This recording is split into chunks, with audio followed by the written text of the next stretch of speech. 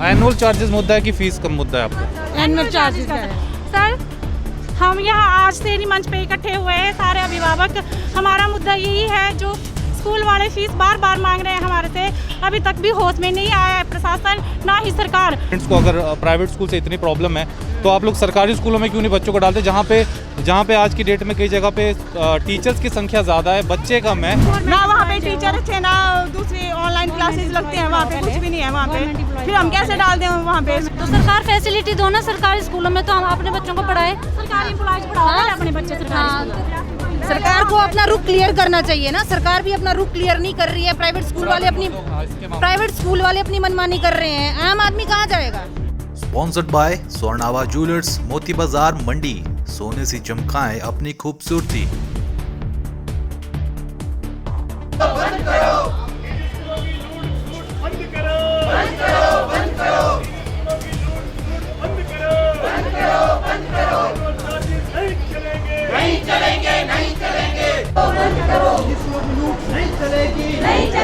दर्शकों, स्वागत है आपका इस रिपोर्ट में। और इस वक्त हम लोग हैं शहरी मंच पर, ऐतिहासिक शहरी मंच मंडी शहर का। और मेरे पीछे आप देख सकते हैं छात्र अभिभावक मंच।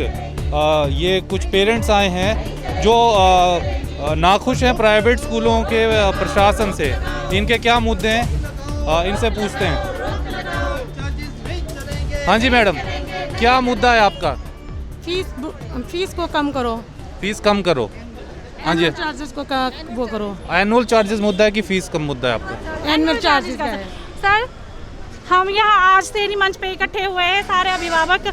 हमारा मुद्दा यही है, जो स्कूल वाले फीस बार बार मांग रहे हैं हमारे से, अभी तक भी होश में नहीं आया है प्रशासन, ना ही सरकार। हमें बार बार तंग किया जा रहा है और अब फीस के लिए कंपेल कर रहे हैं कि फ़ीस जमा कराओ, और फ़ोन पे मैसेज किए जा रहे हैं।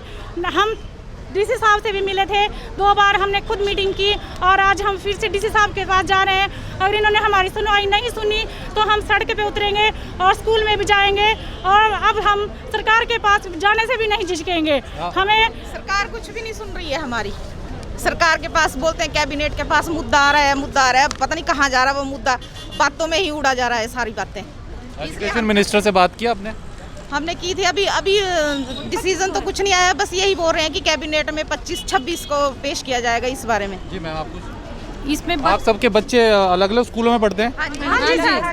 हाँ जी, अलग अलग स्कूल में पढ़ते हैं। और मेन प्रॉब्लम ये है कि बच्चों को अलग अलग बुला करके प्रताड़ित किया जा रहा है। उनको धमकियां दी जा रही हैं कि आपको स्कूल से निकाल दिया जाएगा, उनको ग्रुप से निकाल दिया गया है। इस तरह से बच्चों को मानसिक रूप से बहुत परेशान किया जा रहा है, जिसके चलते अभिभावक सब लोग बहुत परेशान हैं। इस बारे में पहले भी हम डीसी साहब से मिले हैं, सीएम सर को हमने अपना जो भी हमारी प्रॉब्लम्स थी वो बताई थी, लेकिन अभी तक कोई भी हल नहीं निकला है। और इसके चलते स्कूल वाले और मनमानी ढंग से बच्चों के साथ भी दुर्व्यवहार कर रहे हैं, और ना ही पेरेंट्स की कोई भी बात सुनी जा रही है।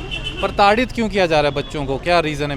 मेन रीज़न है कि आप लोग एनुअल चार्जेस जमा करवाएं, और अभी हम लोगों ने जो इसके चलते हुए एनुअल चार्जेस नहीं जमा करवाएं, इसके लिए बच्चों को प्रताड़ित। आप इसके पहले एनुअल चार्जेस जमा करवाते आए हैं सब लोग?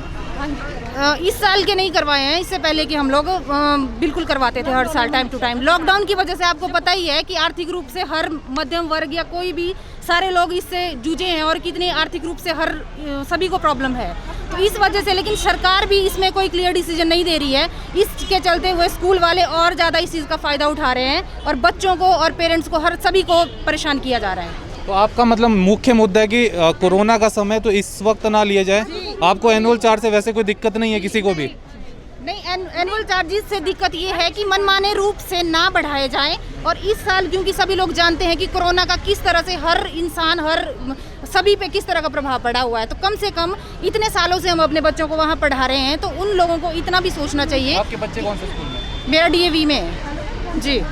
मंथली फीस तो हम दे ही रहे हैं, मंथली फीस हम दे रहे हैं, पर एनुअल चार्ज क्यों दिए जब सारे साल बच्चे घर में रहे? बाकी एक्स्ट्रा चार्जेस भी लगा रहे हैं, मतलब गेम चार्जेस लगा रहे हैं, कंप्यूटर चार्जेस लगा रहे हैं। कमेटी के गठन के मैं छात्र अभिभावक मंच का अध्यक्ष हूँ मंडी का। हम जो आज ये प्रदर्शन कर रहे हैं सारी मांगे, इसमें मुख्यतः ये कि हम जो सरकार की नोटिफिकेशन जो बार बार आ रही है कि एनुअल चार्जेस ना लिए जाएं, मगर हम प्रशासन के पास जा रहे हैं, डीसी साहब के पास, हम प्रदेश चीफ मिनिस्टर जी से भी मिले हैं इस मुद्दे को लेकर। उन्होंने बोला करेंगे।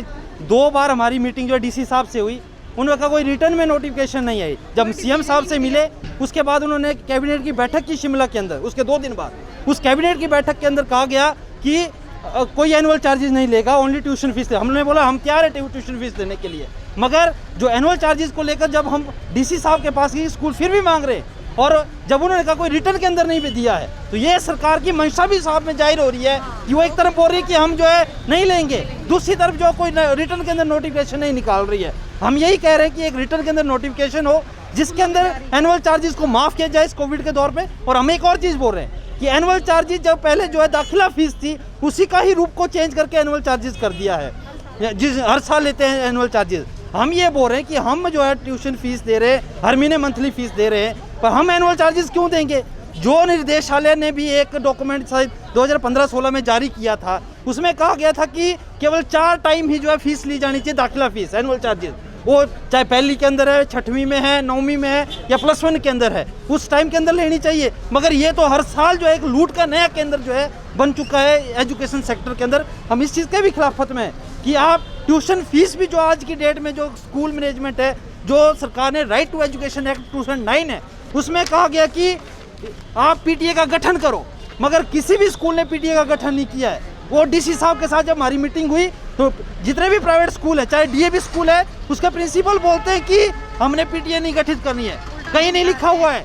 वहाँ निर्देशालय के लोग भी थे जो एजुकेशन के यहाँ से मंडी से, तो उन्होंने कहा नहीं, राइट टू एजुकेशन के अंदर मेरे पास राइट टू एजुकेशन है, जिसके अंदर लिखा है कि पीटीए का गठन करना पड़ेगा और पेरेंट्स से ही पूछना पड़ेगा कि कितनी फीस बढ़ानी है, नहीं बढ़ानी है, कैसे जो है स्कूल के अंदर वर्दी, जूते या किताबें जो स्कूल मैनेजमेंट दे रहा है। अरे भाई हम ये बात करें, आप राइट टू एजुकेशन एक्ट को इम्प्लीमेंट कीजिए।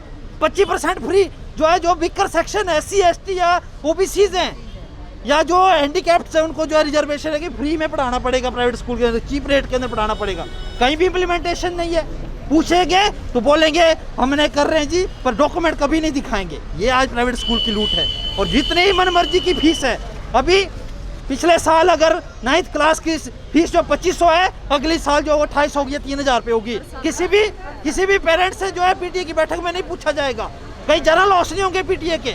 ये हम कह रहे हैं एनुअल फीस के लिए, या सॉरी जो क्या बोलते हैं एनुअल फंक्शन होता है, उस फंक्शन के अंदर एक माँ बाप अपने बच्चे को 2-2 हज़ार रुपये में पड़ जाता है।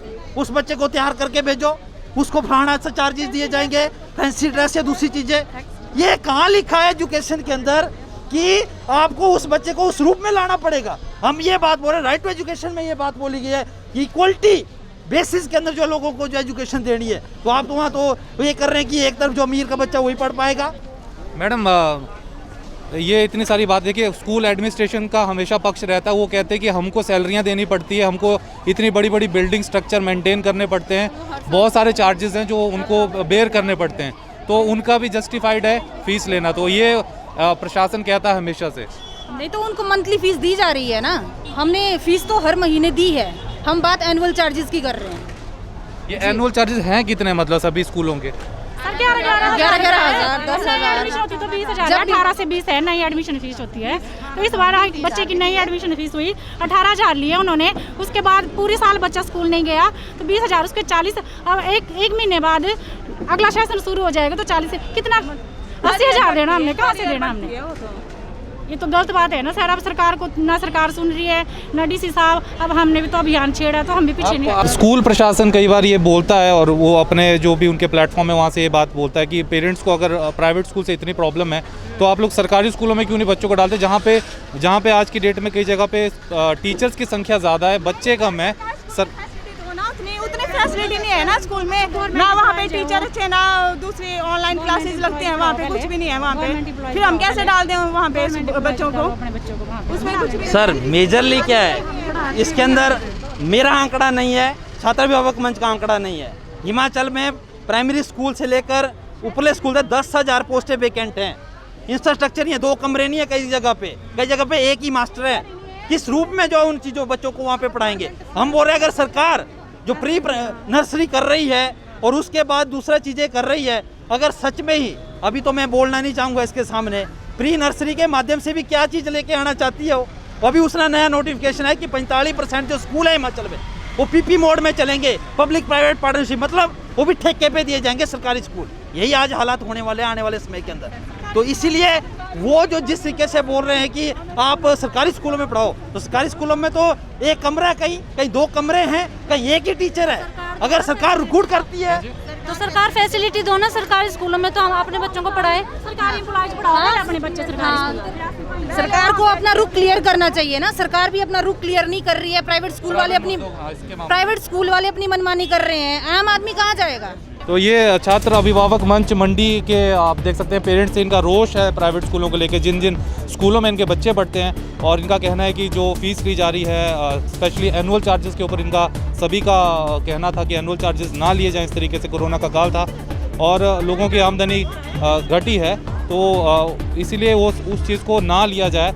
वहीं दूसरी तरफ अगर हम स्कूलों की बात करें तो एडमिनिस्ट्रेशन हमेशा कहता है कि उन्हें अपने चार्जेस निकालने पड़ते हैं। अब ये जो गेंद है मैं बताऊंगा, ये तो सरकार के पाले में है कि सरकार क्या डिसीजन लेती है। इनका कहना है कि सरकार सिर्फ मौखिक रूप से बोलती है कि वो ऐसा नहीं होना चाहिए, लेकिन वो लिखित में सरकार नहीं दे रही। तो ये एक बहुत बड़ा मुद्दा आज की तारीख में हिमाचल में बनता जा रहा है। आप क्या सोचते हैं इस मुद्दे के ऊपर, हमें कमेंट में लिख के ज़रूर बताएँ।